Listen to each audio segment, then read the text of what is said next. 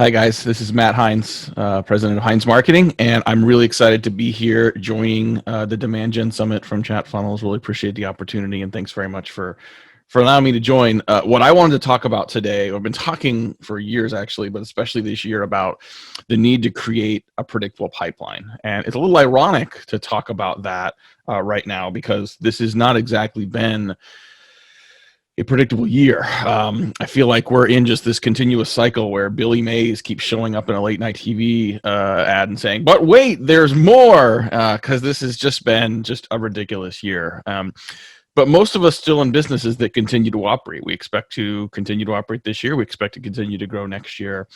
And so, as marketers, the need to have a foundational, precise, repeatable, predictable system for generating demand and generating pipeline for your organization has never been greater. And you know, it'd be easy for me to sit down and just say, okay, like here's the fundamentals of building a predictable pipeline. We talk about that all the time. I spend a ton of time, used to spend a lot of time on stage at conferences talking about that. Now I spend a lot of time right here in my basement on Zoom talking about it.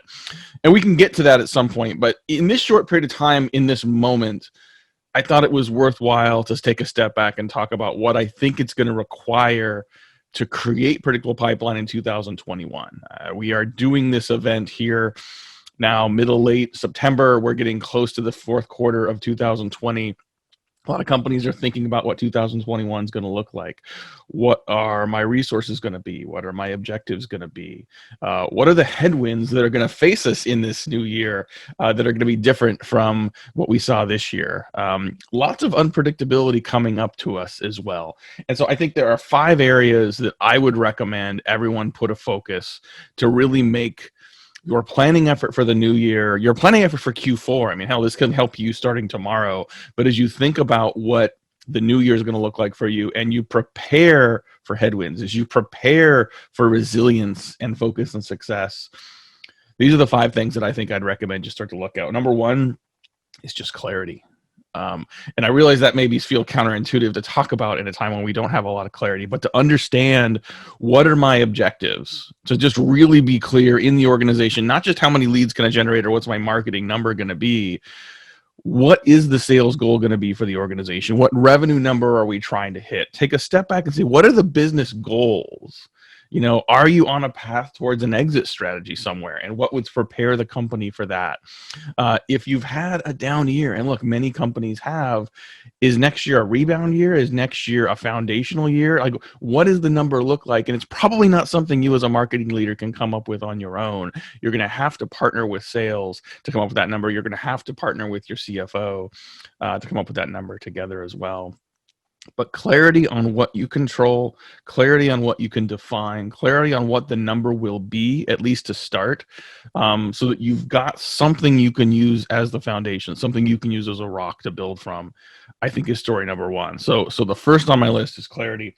The second on my list is actually collaboration. It's somewhat related to that, but the idea that you can't be successful today in marketing by sitting in your corner and doing your thing. Marketing, especially in B2B, is increasingly more difficult, not just because the buying journey is getting more complicated, not just because we've got all these technology tools we're trying to figure out how to use. Marketing today is getting more difficult and more challenging because to be successful, it requires a collaboration with other customer-facing teams. You cannot be successful in marketing unless you are an active partner with the sales organization. And this means more than just raising your hand at sales kickoff and saying, we all agree that revenue is important. We as a marketing team are going to focus on driving value for sales. That all sounds nice at sales kickoff. But I'm not talking about just strategic alignment. I'm talking about operational alignment. Do you know what alignment looks like between your sales and marketing team on Tuesday? Like, what happens when a lead is generated? What's going to happen from a follow-up standpoint? Like, is it the right kind of lead? Is it the kind of lead that a salesperson is expecting? Do they know how to follow up with some level of continuity of the story that was created with that prospect? What system are they going to use to follow up with it? How many times are they going to follow up? What if it's not the right kind of a lead? What if it's someone that you thought was ready to buy but isn't actually ready to buy right now? Like, what do you do with that lead?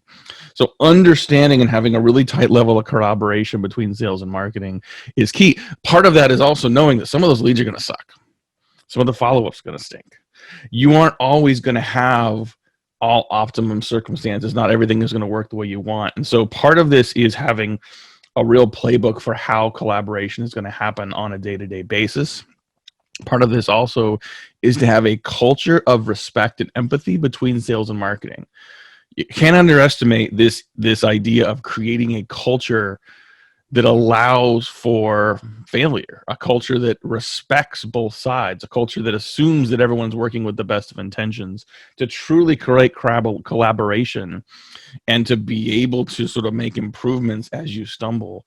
Requires sort of a respect, and it requires a focus on the culture within those organizations. All right, so number one on our list was clarity of objectives and needs. Number two was collaboration. Number three is integrations. And I don't just mean ops integrations. I don't mean just sort of making sure all your tools can talk to each other. I'm also talking about just integration of information. The more complex the buying journeys get, the more complex our systems get, the more important it is for us to have a common view of the customer. The more important it is to make sure that our data is all integrated together. Like you don't win with the marketing technology strategy by having the most tools, by having the biggest MarTech budget. You win by making sure that the systems can all talk to each other. That across different channels and implementations, across marketing channels, let alone across sales and marketing, that you're able to respond to what the customer needs and what the customer is doing in real time.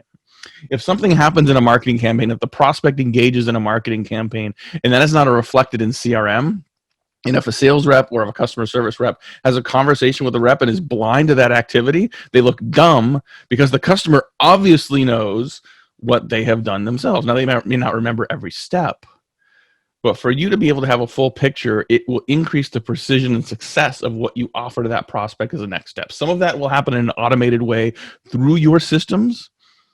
Some of that will probably happen as a phone call or happen as a live interaction, right? Or as a real-time interaction with a prospect on a phone call and a Zoom call. So your ability to actually create those integrations of systems, but really integration of data, I think is going to be foundational for companies moving forward, especially if you're a little tight on budget. Like let's assume that going into 2021, the budget floodgates do not exactly open back up.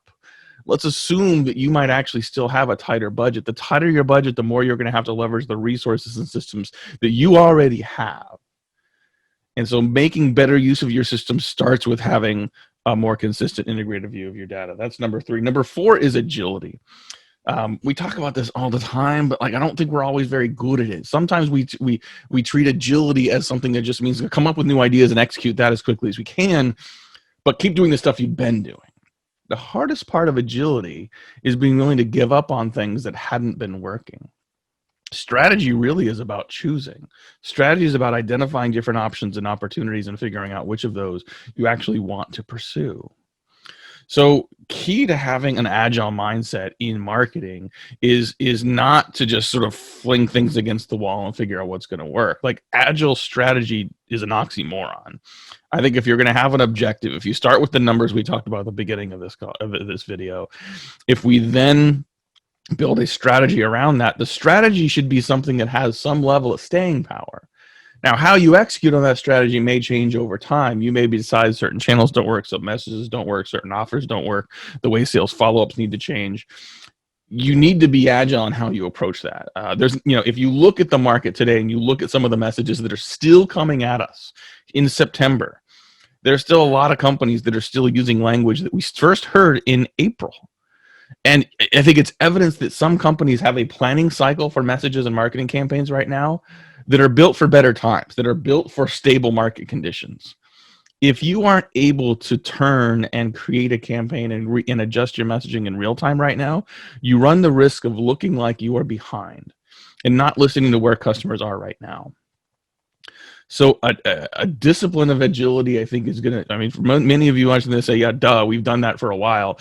Yes and no. I think when we first shut things down in March and April of this year, we kind of went into crazy mode. Like we kind of threw a lot of stuff out and just said, let's just survive.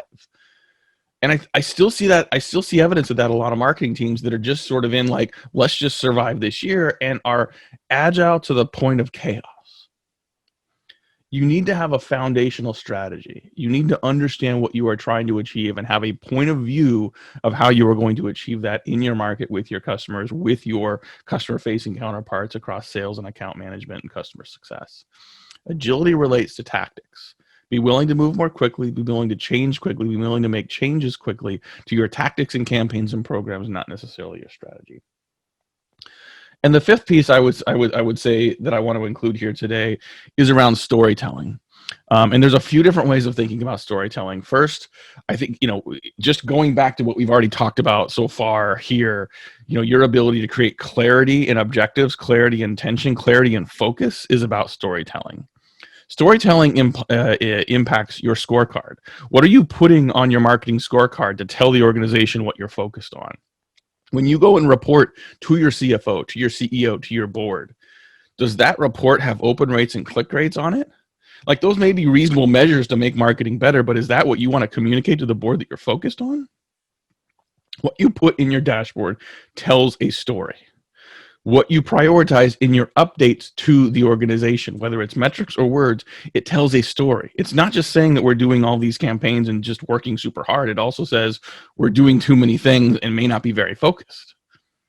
Storytelling also relates to how you communicate to your customer-facing counterparts inside the organization. How are you focused on telling your teams where you are focused and why you're focused in those areas? Are you telling them which campaigns you are killing and why? Because they're not generating the results that you want. And storytelling, sort of last but not least, has to do with how you are addressing the market. How well do you understand your customers right now? The personas you may have built in January may be temporarily irrelevant. The members of the buying committee may have shifted. The priorities your customers have may have shifted. So your ability to recreate the story, or at least modify the story your customer needs to hear right now, is critical. It's a very simple, I heard this last week, and it's sort of a very simple sort of reminder, but a lot of us don't really follow it. It's the idea that if you're making adjustments, if you're making pivots, if you're thinking about what 2021 and Q4 need to look like in your organization, start with your customer and work backwards. Don't just say, let's send more emails, let's make more phone calls, let's buy more technology, how much budget are we going to have? Like, those are all good sort of planning questions.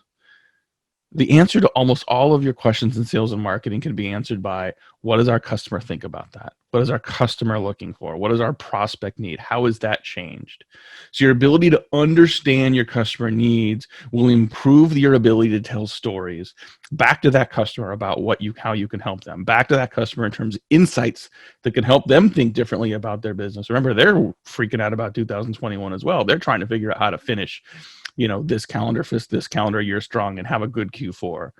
What story can you tell them? What story are they telling themselves? What story do they need to hear? Do they want to hear that you can then recreate to make them successful, to make them the hero, and to make your product or service the enabler? Lots of stuff to think about. These are meant to be short videos. There's a lot more behind this. I would be happy to talk to anyone further about any of this stuff, but wanted to provide just at least a little guidance and a framework for thinking about 2021. So just as a reminder, our top 5 things to really consider and prioritize: 1 is clarity, 2 is collaboration, 3 are your integrations, 4 is agility, and 5 is storytelling. My name is Matt Heinz. Thank you so much for listening. If you have any questions or want to chat with me about any of these things, feel free to reach out anytime. You can just get me at matt@heinzmarketing.com. Thank you to Chat Funnels for allowing me to be part of this, and enjoy the rest of the Demand Gen Summit.